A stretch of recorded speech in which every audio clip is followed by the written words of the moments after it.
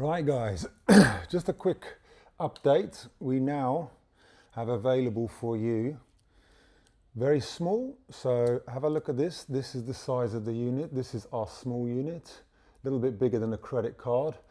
This one's primarily used for small, very small lures. We can use the small paddle tails, anything up to like 2-inch long on this one.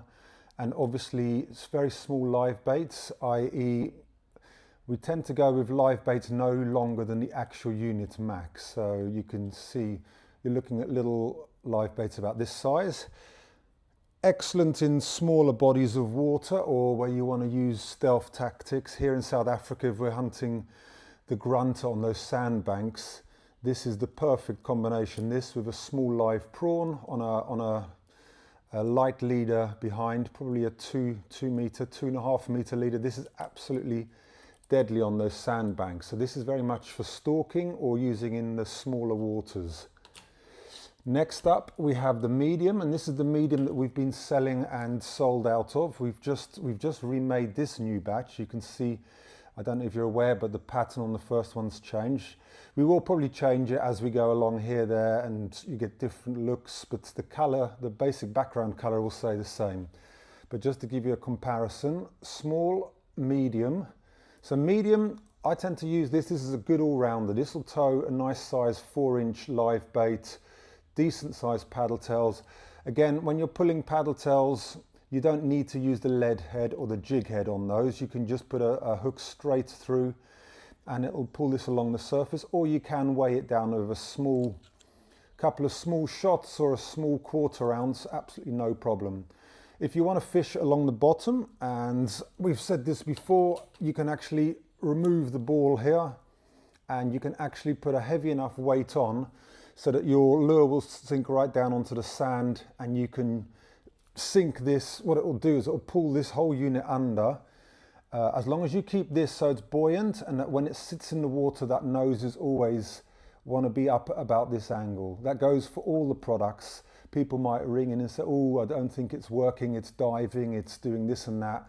That will come down to your buoyancy or you can see the weighting system.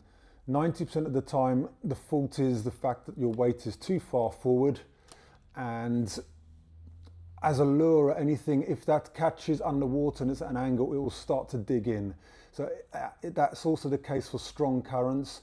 So I definitely suggest putting the weight in the back, buoyancy in the front, and you're going to have to play with it. Every lure is different, but you're going to see that that's the reason for the porpoising. Just imagine it like a boat. You want to trim the engines on a boat. You don't want it to kick the nose down. You don't want to kick the nose up. You want to set it depending on the type of lure you're using. Anyway, that's our medium. So again, small, medium, and now I'm going to put the large in front of you just to give you an idea.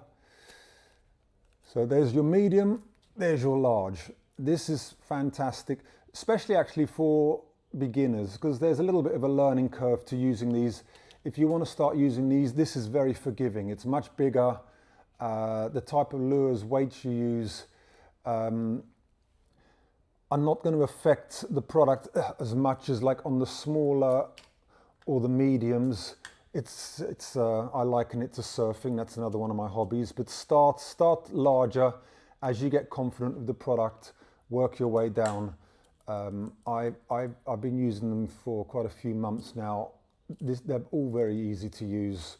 But like I say, don't expect on day one, put this out and it all tracks beautifully. You're going to have to learn the buoyancy. So let me just put the small next to the large. There we go. Small and large, just to give you a size comparison. So the large will tow much bigger live bait, anything up to about 6 inches long, no problem at all. You should be able to get that out 40 meters. We've had this guy out 60 meters in absolute ideal conditions. It's so far out, it's quite unreal, and it still runs parallel to the bank. Also very good in larger, slower waters, I would say. I would say that the medium, when you've got very fast currents, we've just come back from Mozambique where that current is ripping through. The medium is extremely good in those fast currents. But again, large one works as well, but there's a lot more surface area. So bear that in mind.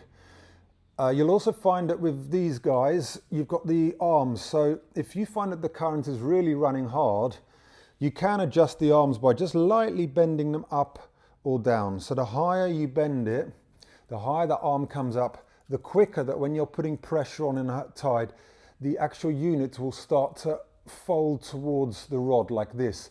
And then it will sit in that current much better than digging in too strong, and you'll see then it has a tendency to porpoise.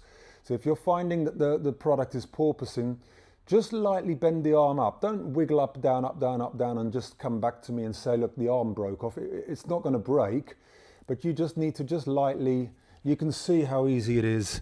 I mean, I can adjust the arm just like that. It's only small. You're talking 2-3 millimeters can make all the difference. So the arms are designed to be adjustable. You just adjust it on the bank, set it right. For the lure you're using, the current you're using, you should have no problem at all. When you put the product in the water, obviously your lure might be 2 meters behind and you're in shallow water. Ideally, you want this to be sitting with that top out of the water about 10 millimeters or so. I mean, the more the product is in the water, the more it's going to grab and put resistance in the water, and the more efficient it's going to run. But the more efficient it runs and the choppier it gets, the more likely you are to porpoise. So again, if that's the case, take out that last lead ball, replace it with, you simply push it out from one side. These will pop out, and let me take it from this one. You take your floaties that we supply. You do get quite a few accessories in the box.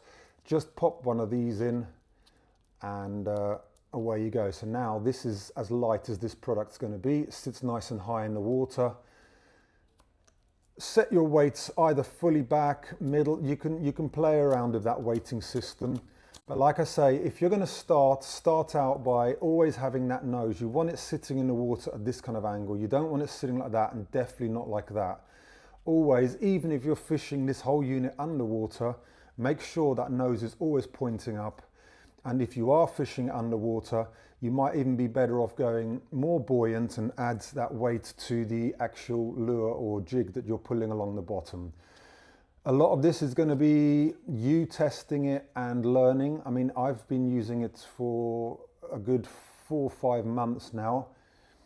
It's very hard for me to kind of get over to you, this is what you do with this lure, this is how you fish it.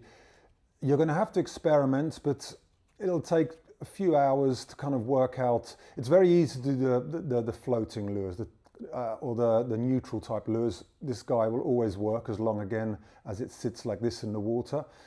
If you want to start getting more technical, you're going to have to experiment with it. If you're finding there's a bit of a problem, do the weighting, do the buoyancy, etc., etc. As you're probably aware, when you pack it away, this little float pulls up and down. You want to pull it so that when it's pulled up, it's just above that water line. So this is out of the water. Very straightforward. I hope that helps. Like I say, when you first start using, your biggest problem is going to be trimming it. A bit like I said with a boat, you need to trim it so that when that lure is working, and remember, some of these lures just sit along the surface. You might be putting a Rapala type lure on with a lip, which is all well and good when it's floating on the water, but once you start moving along in a fast current, that lure itself is going to start diving down hard and putting quite a lot of pull on the back. So in that case, it starts off great, then it's going to start pulling back, nose comes up too high, and it doesn't run so efficiently. So there you can put the weight slightly more forward than would be ideal just to launch it, and once that thing gets properly holding in the current, it'll automatically pull that tail down. But like I say, I can't give you advice on every situation, but you'll learn. Once you get the hang of it, absolute joy to use and deadly in the waters. I hope that helps. Thank you very much for listening.